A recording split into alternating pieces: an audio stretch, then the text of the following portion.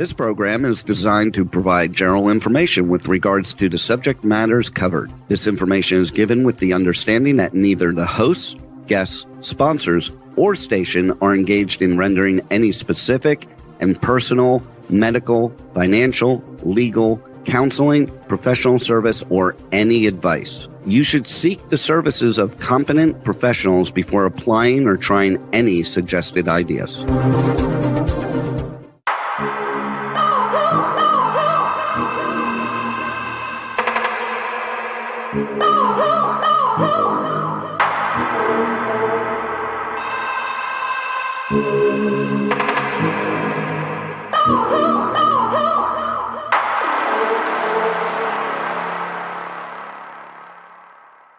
Good morning, true seekers and true crime junkies. Welcome back to another episode of Hit the Road, Jack, Finding the Zodiac.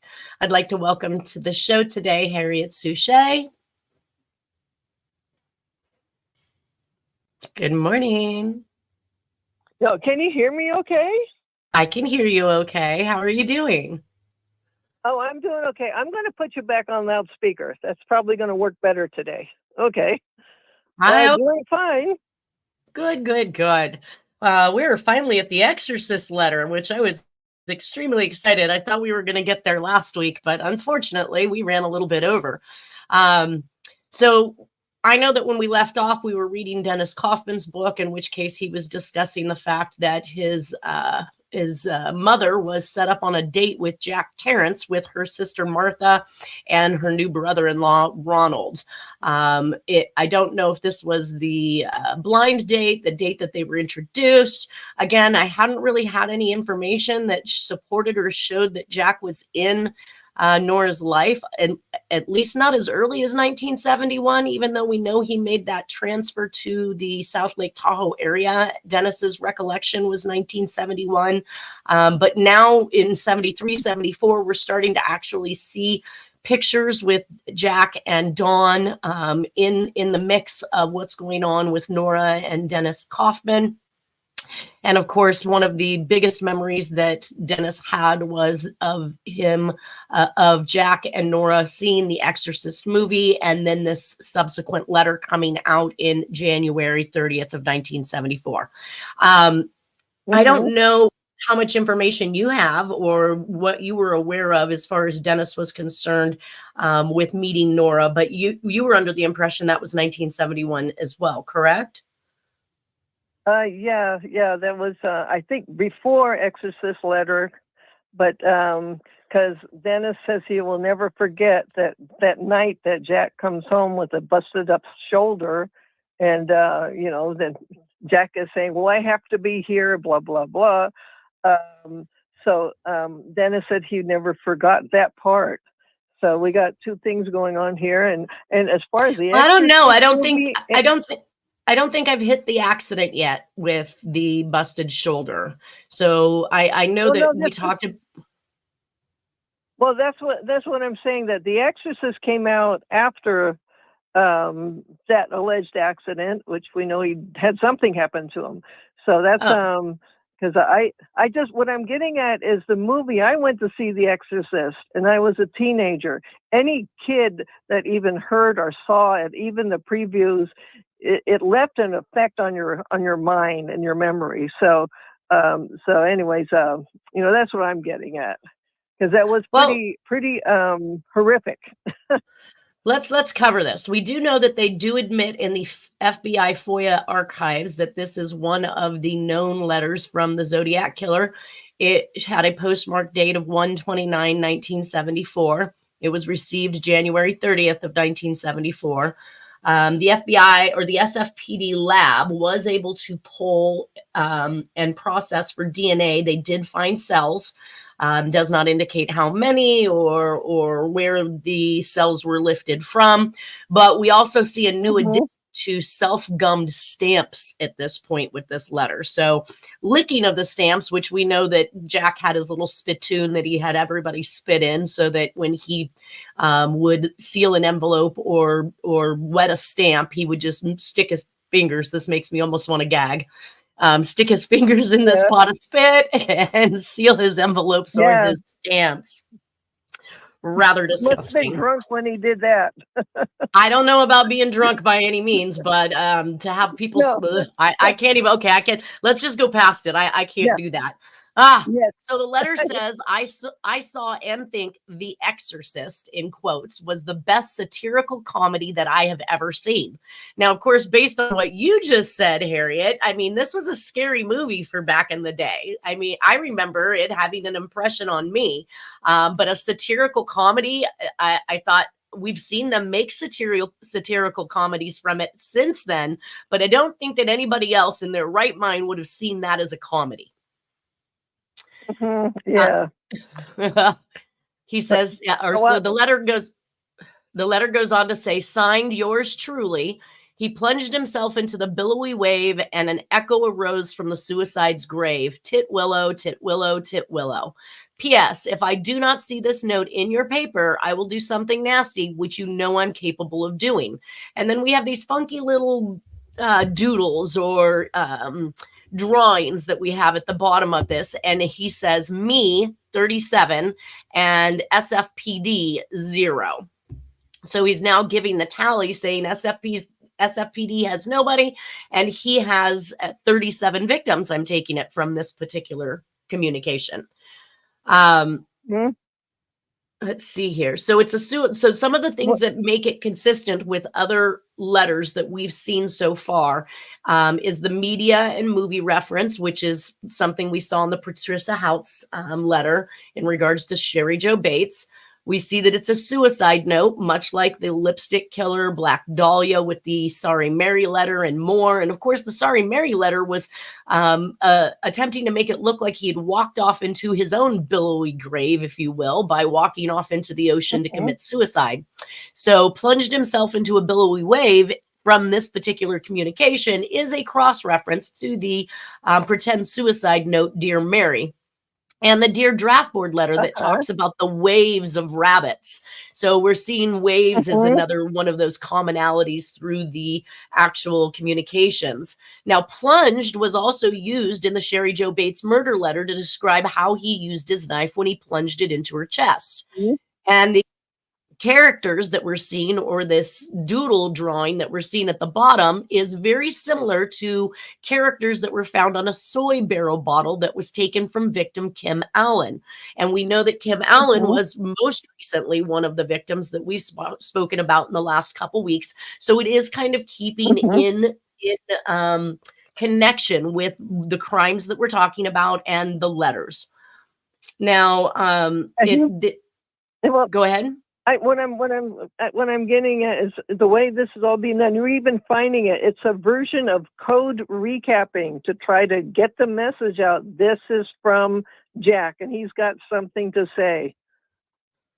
He's always got something to say. Yeah. So he's got the printer else statement, which is, again, one of those things that instilled in my mind as a document examiner that these messages were in order to get messages elsewhere. So he's consistently saying, you're going to print this, you're going to put it on the first page. I was watching something the other day. It was kind of interesting. And they were talking about some mob guy that had been killed and how he and how the media picked these up so quickly. And they had mentioned that the newspapers never missed a mob killing.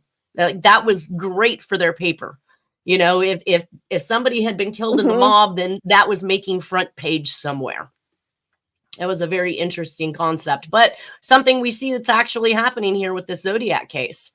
The 940 zip code that is found on this is, and I've been finding this out lately, and I know that you helped me with the L, which was something to do with nothing flammable, obviously, because it was airmail. And the zip code 940 is basically kind of like a master location where whenever any mail is dropped into a mailbox outside of a person's home or at a business or something like that, these are all gathered and taken to a central location. And the 940 was one of those zip codes that I found for the San Francisco area where an anonymous letter had been mailed. And of course, because it had been dropped in a mailbox, It was then shuffled off to this particular central location and then mailed from there. So the 940 was actually addressed in a newspaper clipping, and that says, to the editor, from the postmark and the zip code numbers 940, it was determined that the letter was mailed Tuesday from somewhere in either San Mateo County or Santa Clara County, which is consistent with, we know Jack is now going to Santa Clara County to pick up Danny Reynolds, which was his last wife. So now he's dating Nora and with Nora, and he's picking up Danny Reynolds from CYA at around about this time, correct? Yeah, I believe so. I think this is when they're all reunited. So you're saying that you found that the SLA letter envelope, they believe, was 940 or 910? I'm on The Exorcist. I'm not on SLA. Oh, The Exorcist. My bad. I will shut up now. That's okay. So much, 'cause I got a whole year's of book stuff in this from 1974, just in 6 months. But anyways, keep going.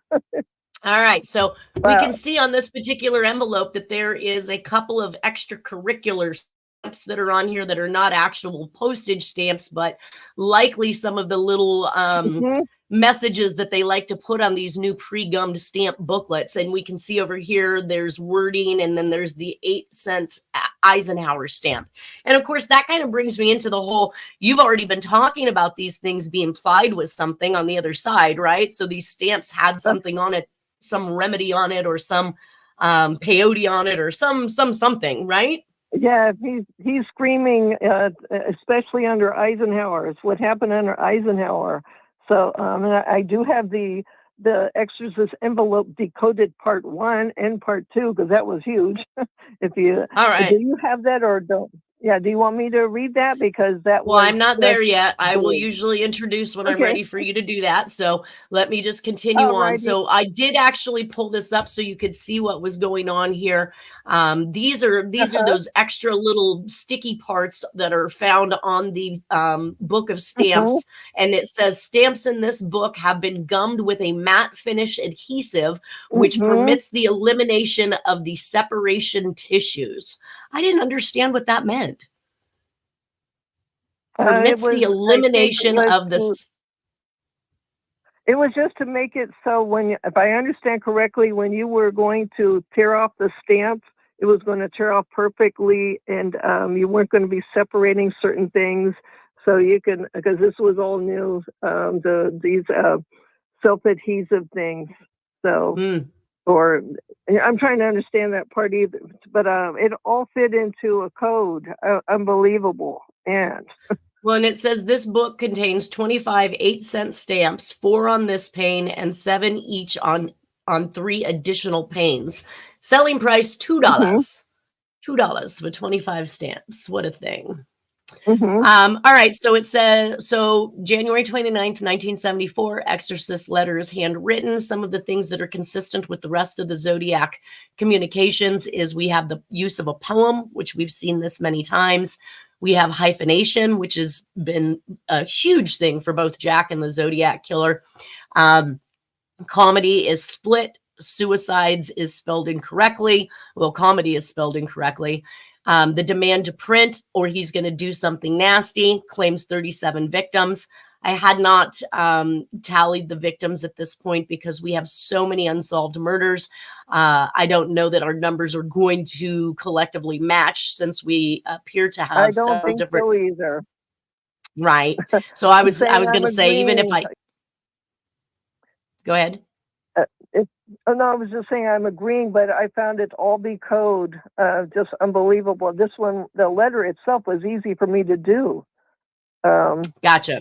All right, so the envelope is. Can I quickly point out something about what we think are the ink blobs? I got this years ago. Somebody was saying, and I think it's associated with theydon'tLikeUs.com, that when you rearranged it, it came out as JFKQ.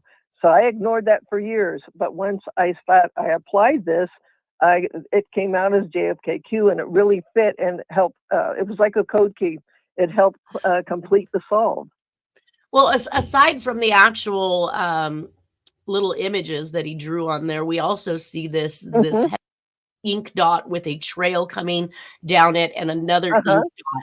These were those little tiny pieces of doodlings that were occurring, especially on the letter where Dennis was under the impression that Robert Graysmith had altered it and gotten rid of the ink blots in order to make some changes and alterations to that belltop A that we were talking about last week. Mhm. So it is not unheard of to see these ink dots or these heavy, grinding dots, as we'd call them in graphology, where the doodler is just sitting there kind of, doodling, not even thinking about what it is that he's doing.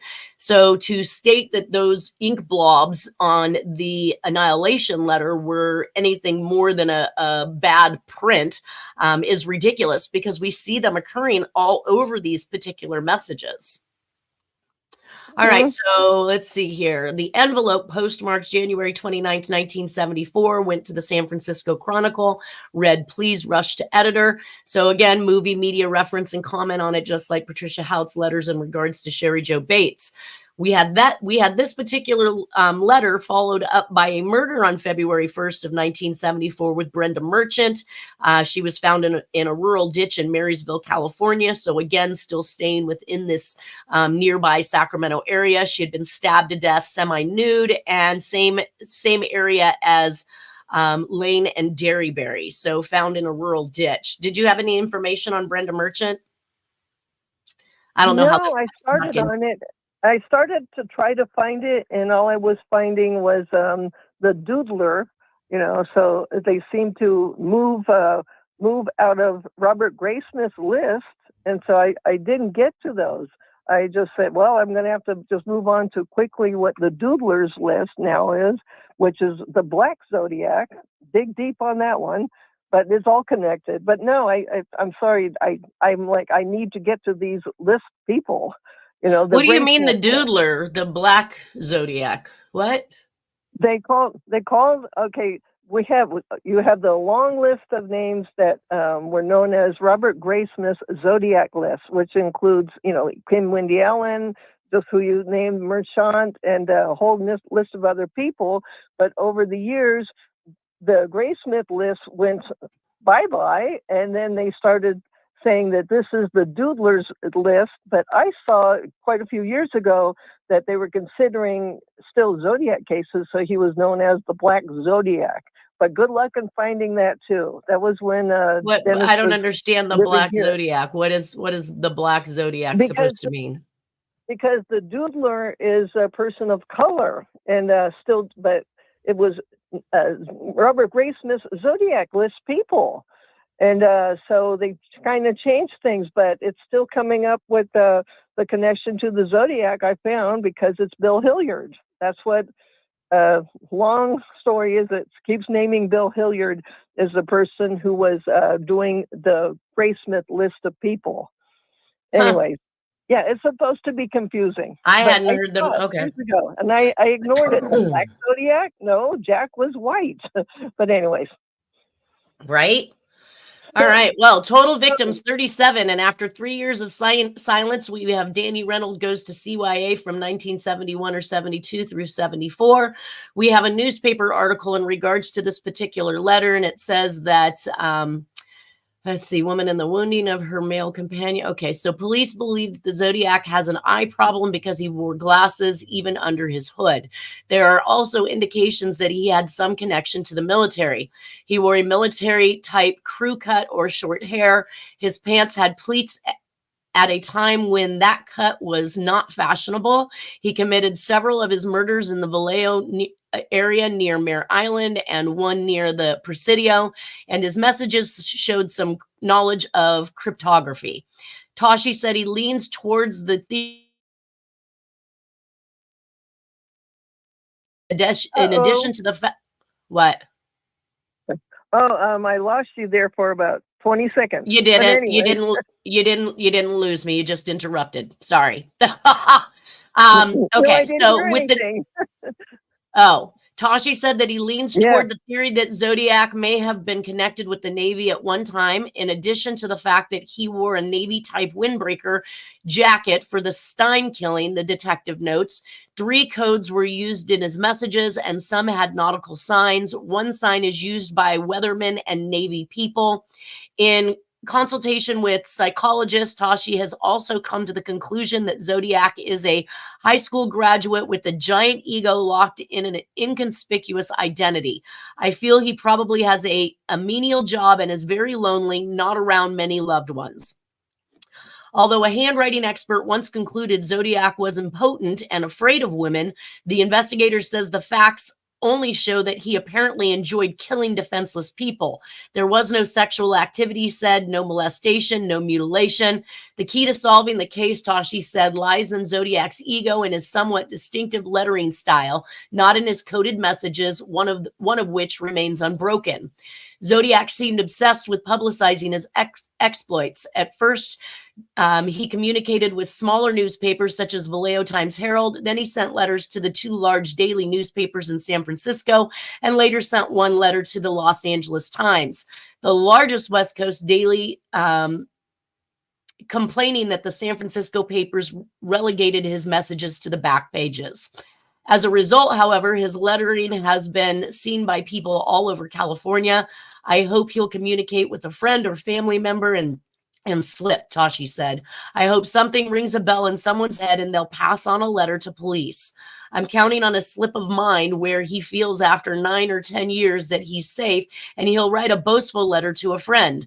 Medical people and psychologists say it will come out. Tashi believes that Zodiac has not killed since 1969.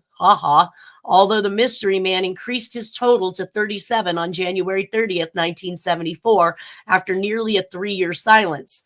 At that time, Zodiac's ego was apparent as he penned The Exorcist as bad comedy, although it caused many people to vomit. Later in 1974, he sent 2 messages to the Chronicle without disclosing his identity. One urged the newspaper to show some concern for public sensibilities by dropping an ad for a movie called Badlands. The letter, signed a citizen, went on to say this kind of murder glorification can only be deplorable at best. In a postcard signed The Red Phantom, Red with Rage, Zodiac criticized columnist Count Marco for his superior attitude and demanded cancellation of the column. He got his pleasure by telling us about the murders, Tashi said. My guess is he hasn't been killing. Ego is what forced him to kill and write letters, knowing the media would broadcast and print it. If that's so, then why hasn't Zodiac killed in recent years, and why has he been silent so long? One theory is that he has been in and out of prison, jails, or mental institutions. I think he is in a period of remission and that some symptoms abated, Tashi said. Perhaps during this period, he had no desire to kill. There was a previous, though shorter, period of inactivity discovered during investigation of 5 Zodiac slayings from December 20th, 1968 to October 11th, 1969. Police determined that the Zodiac was behind the October 30th, 1966 slaying of Riverside City College cheerleader Sherry Jo Bates, whose throat was slashed by a man who first sabotaged her car in the college parking lot. A janitor inadvertently found a poem scratched in a library study on a desk. So again, there's that poetic reference all the way back to Sherry Jo Bates. And that brings us to your solve, Harriet, which this one says The Exorcist Letter decoded, and it begins facsimile to Examiner Hearst. Do you have that one available? Yeah. Go ahead and read it. It's March 7th. I sent the Gilbert Sullivan Japanese opera duet or whatever you call it as White Gottlieb Push. Okay, that's not the one. That's not the one I'm looking at. I'm looking at one that says messages 3774 facsimile to Examiner Hearst. I'm ill, located at UC Davis. Do you have that one? I don't understand why there's more than one. Is that the SLA letter? No, we're on the Exorcist Letter. Well, this one is the Exorcist Letter that I'm trying to read, but it's the envelope and the letter. Oh my God, come on now.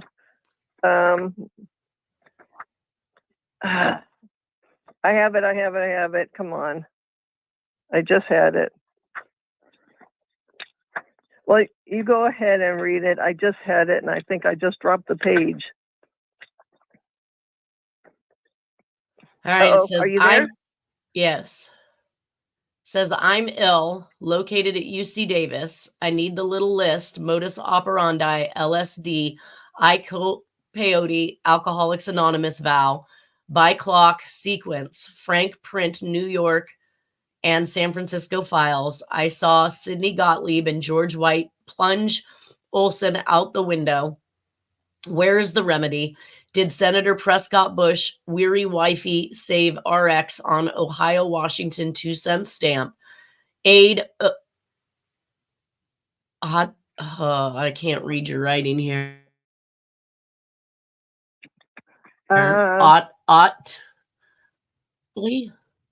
Chip Bolin. Oh, a shitty thing. Yeah, Gottlieb. Oh, yeah. Chip Bolin. I don't know what aid. What is aid? Ottley? Yeah, that's Aid Ottley Lundgren. Yep. Gotcha. Chip Bolin. Oh, a shitty thing. Poe. Have a OP midnight dark room. Latitude, longitude is San Jose. Terrence. Yeah, now I have it. But you got that. He's just screaming. He's like, where is the cure? Just like Toshi is reportedly saying that he's thinking that he's in some kind of institution or he's away somewhere. So that's what this SLA letter is that he's trying to get the message across that he's supposed to have the cure, and he's wondering where is it. Well, and I did pick out kind of what you said there, have an OP midnight dark room. So Operation Midnight dark room, is that what that is supposed to mean? Okay, so and the thing that stood out there for the dark room is that long before any of these solves came about, Dennis had told me that Jack had a house in San Jose, and in the basement there was a dark room where he would process images and photographs and film and negatives and things of that nature.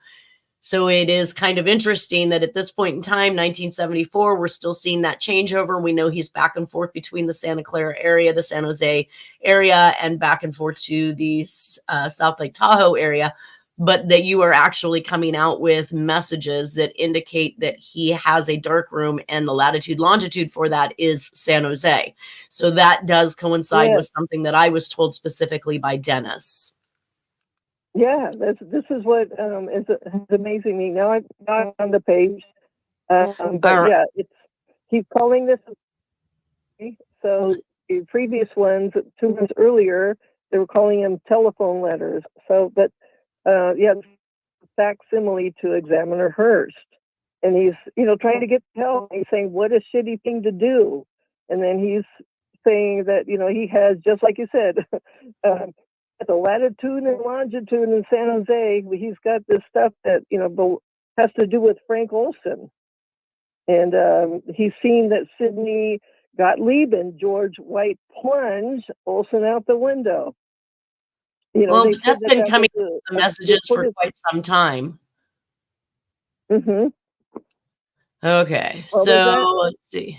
Oh, I said that's been coming up in the messages for quite some time, him talking about them pushing Olson out the window. Yeah, he keeps repeating this.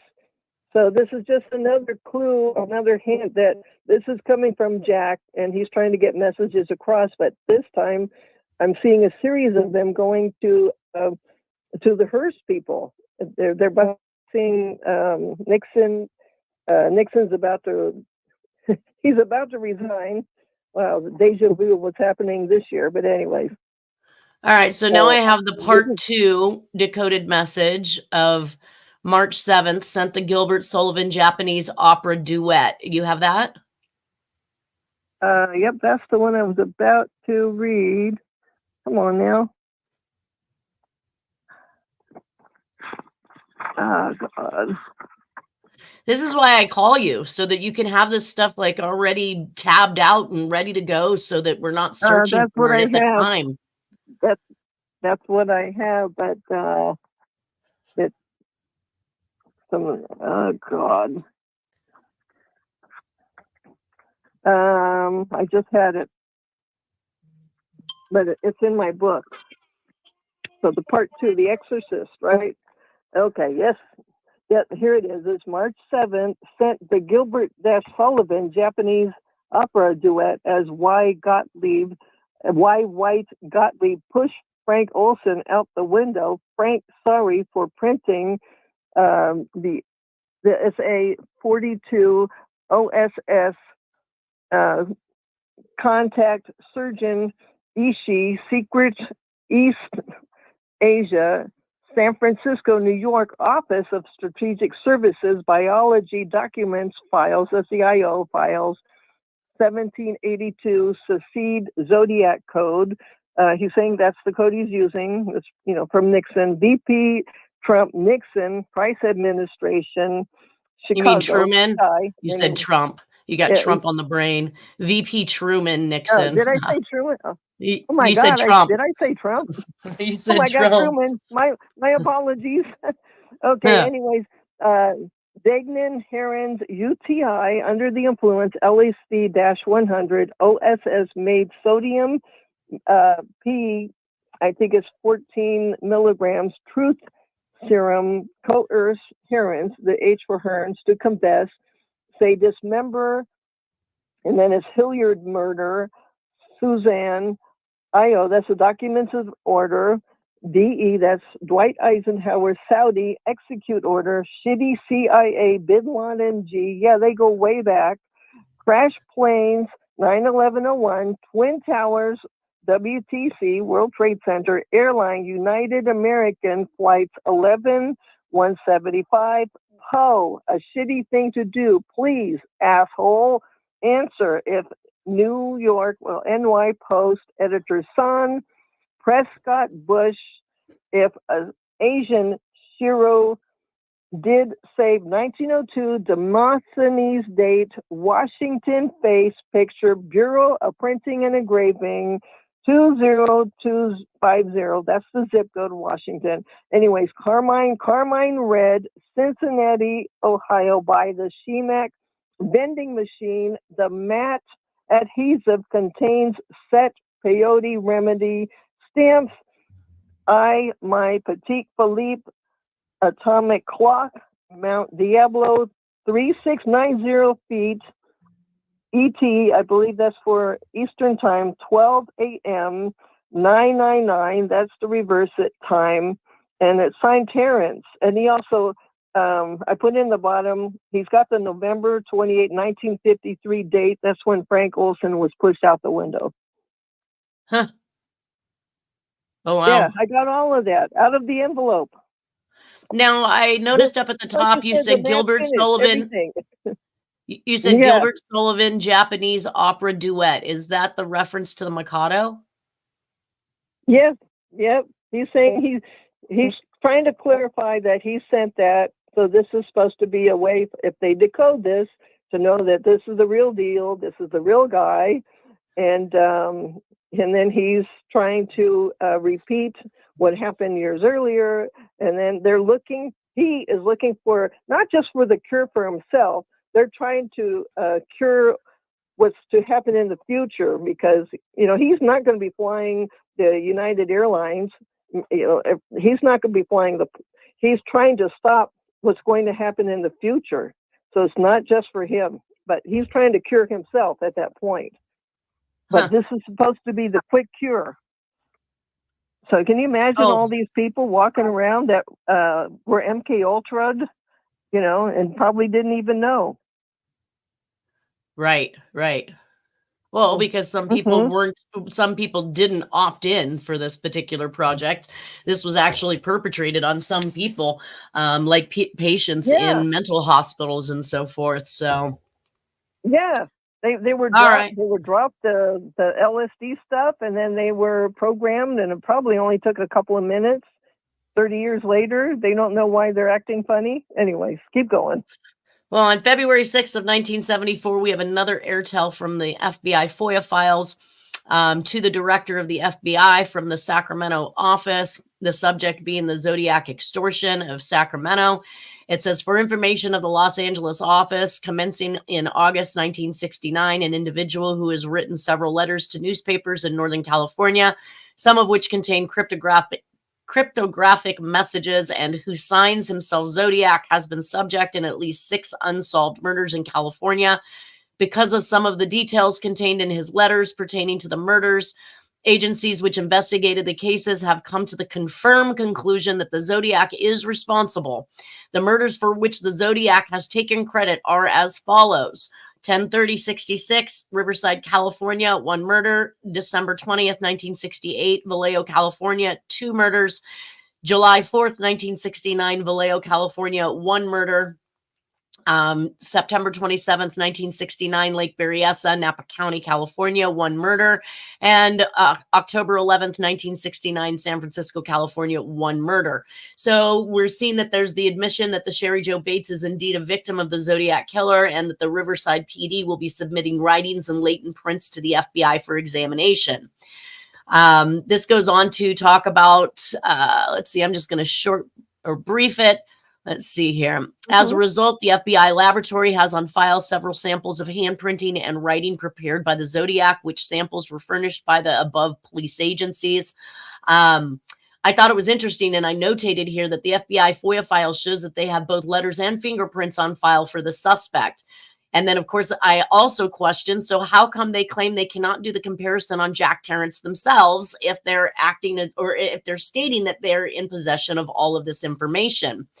Another item in this FOIA file was the FBI Identification Division latent fingerprint section has on file some latent prints developed from question documents and other sources. I wonder what the other sources are, and made available by the above police agencies. Some or all of these latent prints may belong to the Zodiac. So again, how come they claim not having the original documents of the Zodiac Killer was a reason to come to an inconclusive opinion on Jack Terrence's handwriting when they are obviously using letters on so many instances throughout their FOIA file to complete examinations on other suspects?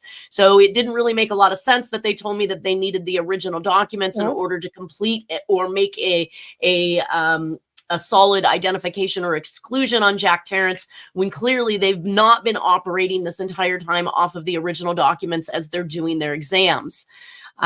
See, for a period of approximately 3 years, no correspondence had been received from the Zodiac. However, on 1/29/74, a letter was received by a San Francisco newspaper believed to have been prepared by the Zodiac. San Francisco office is in the process of obtaining a copy of this letter and any latent fingerprints developed on it for submission to the FBI Laboratory and Identification Division. So there it says it, boom, right there. Prepared by the Zodiac. The San Francisco office is in the process of obtaining a copy of this letter and any latent fingerprints developed on it for submission to the FBI. So why will the FBI take copies of letters for something, but not? But then turn around and tell me when I submit good handwriting, good original documents for Jack Terrence, tell me that they can't do that without having the original Zodiac letters. I think that was just a sham. They were basically lying straight to my face. Yes, I got solved letter saying that Jack, that they knew that Jack was a Zodiac years ago, years and years ago. So, and I'm seeing some of it during pre-Nixon resignation, that some people in the FBI, like G. Gordon Liddy, I believe he was connected to the FBI, were in on a lot of these communications. And so there was a purpose, and the long story short was to bring down Hoffa and Giancana. So then, of course, here you are years later. I'd like to get my hands on this, so I can do a physical comparison. Oh, no, we don't have access. We don't have, Dennis was frustrated with that too. He was just like you read. He said, they have this, they have the communications, but they're not willing to share it. So, Well, just short of even having the communications, my bigger question is the fact that they literally are operating off of copies. And here's the thing. I operate, I'd say 95% of my cases are operated off of copies because it's the opposing side that has the original, or the original doesn't exist because they've committed fraud. And you never ever put forth the original document when you've cut and pasted something, or when you've manipulated, or when you've simulated somebody else's handwriting. All of these things are super detectable on an original document. So it's quite frequent that I'm working off of a copy to begin with. It does not preclude me the ability to do my job simply because it's a copy. So when they lied to me and said, oh, well, we have to have the original Zodiac letters in order to do that comparison, they were lying through their teeth. Most of the time, they're not being given this original document. It's being kept under wraps because it's evidence. You don't want to work. The same for me. When I am given an original document, the first thing I do is I scan it in and I work off the scan. I'm not going to jeopardize the integrity of an original document by putting my hands all over it, or doing anything that might jeopardize that particular evidence. So I think this warrants repeating. March 22nd of 1971, Zodiac goes silent after mailing a postcard about sought victim number 12. Donna laughs at the same time.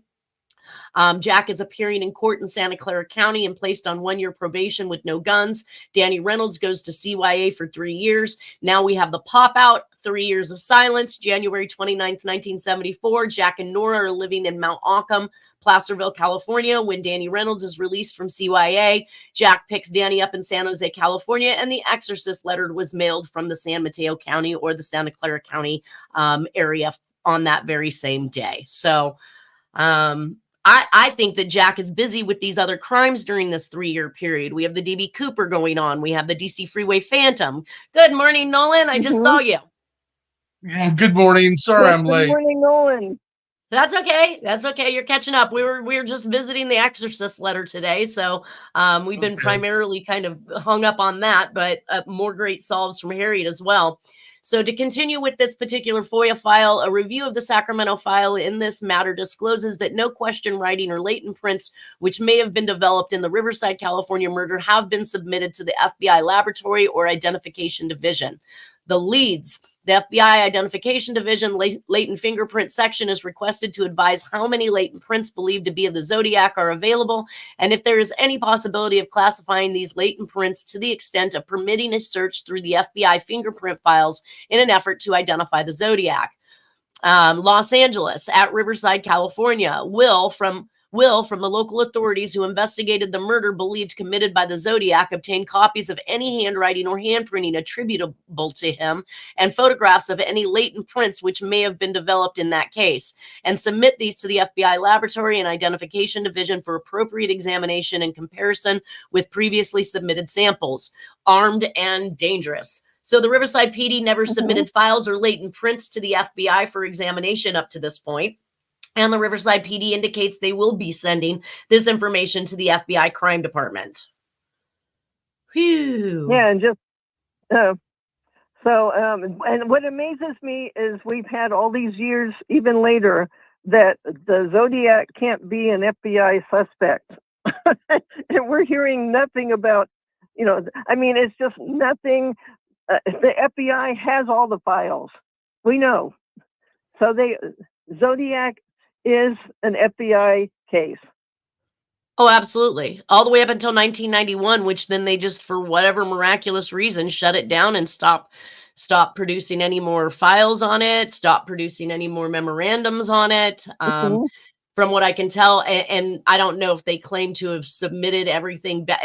Here's the thing. If they were given copies and photographic copies of fingerprints and then copies of the communications, what was there to return? I heard a couple times, I think, from the FBI office that they had returned the evidence. There was no evidence. They were never in possession of anything that was original to be returned to local law enforcement. Everything they had were copies. So where's this information? Where are these fingerprints? Where are these copies of these letters? We now are climbing on to, it looks like February 13th of 1974, and Jack's appeal is finally awarded. The findings and award from Workmen's Compensation Appeals Board of the state of California.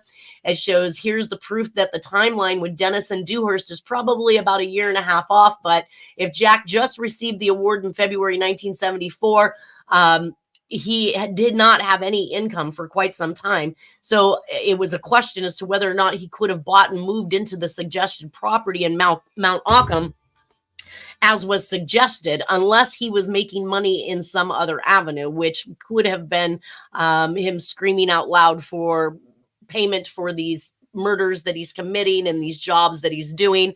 Again, like I said, he seems to be able to move around and buy properties, even though he doesn't appear to have anything more than a menial job, just as Tashi had stated in that last article. Let's see, this would make it Christmas of 1974, which must have some meaning since our author chose to write it on the next letter. And as if to say, ha, ha, ha, I've got you. This injury was likely from his deeds and not an on-the-job injury at all. So this is him finally being awarded, which for what we believed was the 1971-1972 injury at South Lake Tahoe Linen Company. So, and it was filed February 13th, 1974, followed by the receipt of this next letter in February 14th of 1974. Let's see, temporary disability indemnity at $101 per week, beginning February 7th of 1973 to and including July 8th of 1973. So this is a whole nother injury.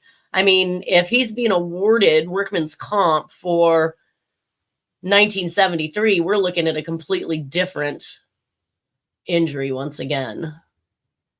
Let's see. Under the circumstances, temporary disability will be found to July 8th, 1973, the date of the motorcycle accident. So here's that motorcycle accident that we were talking about.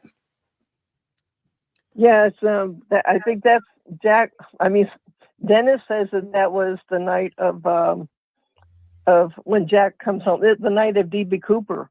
So, you know, they could. I think we're going there that that they're lying. The document people are lying, and they're just, you know, I think they're just going to award Jack for a 1973 thing when it was actually a year or two earlier. That's what. Well, it says defendant. And I don't know how they backed this up to this point, but it says defendant is entitled to credit for temporary disability indemnity paid for 2 days worked by applicant in December of 1972. So yeah, they just keep backing this up, and it's not really making a lot of sense to me. But I was under the impression that his his work comp injury was based from 1972 work with South Lake Tahoe Linen Company. Well, that brings us to the there in 1970. He was working there 71 when he, you know, kidnapped Donna Lass, and then it's the year later with D.B. Cooper. So, you know, it's the dates we know can be kind of fudged a little bit. Right. They are trying to do this for our Zodiac. Yeah, go ahead, Nolan. And the one before that, I need to look at the caption because I see who's the defendant. Jack is the plaintiff, right? It's Lake Tahoe City Linen, and that's what I'm saying. He was only working with Lake Tahoe City Linen up, at least I believed, up through 1972. So yes, this is against Lake Tahoe City Linen, in which case I don't believe he was. So then how was he awarded for February of 73? To July of 73. Yeah, that's odd. Very odd. If he didn't work there in 73. Well, I got a call from it's the Donna Lass thing where he's saying that when he is going to kill Giancana, that he's the linen driver today. That's in 1975. So that's probably one of his covers, you know, still working as a linen driver occasionally. Huh. So you think he was still working for South Lake Tahoe in 75? Just briefly to kill Giancana.